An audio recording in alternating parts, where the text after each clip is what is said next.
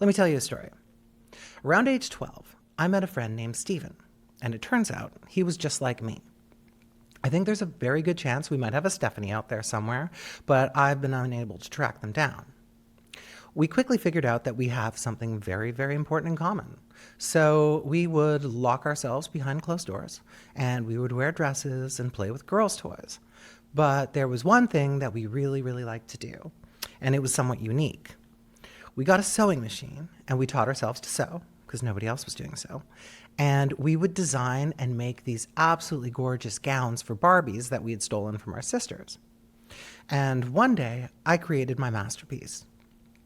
I decided that it was my big chance to share a little bit about myself with my parents. And that went great. I showed my mom, who was my fashion icon at the time, and I showed her this beautiful gown that I had designed and sewed. I don't recall any particular negative reaction from her. I honestly don't think she knew what to say. But then, my dad found out, and boy, did that not go good. He went off the deep end. I was forbidden to ever see Stephen again, and I didn't. I never saw him once after that. My father said that spending time with Stephen would make me gay. If he only knew that I would grow up to be a lesbian trans woman, well, that's another story. But I genuinely believe he would have been supportive if he had the opportunity, but by the time that I had transitioned, he had late-stage dementia and was just incapable of understanding. And my mother was very supportive when I did come out.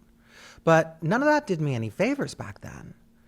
It all validated all of my deepest, darkest fears. That if anybody ever found out about my little secret, nobody would ever love me, I'd lose all my friends, I'd lose all my family, I'd never amount to anything, and I'd die alone.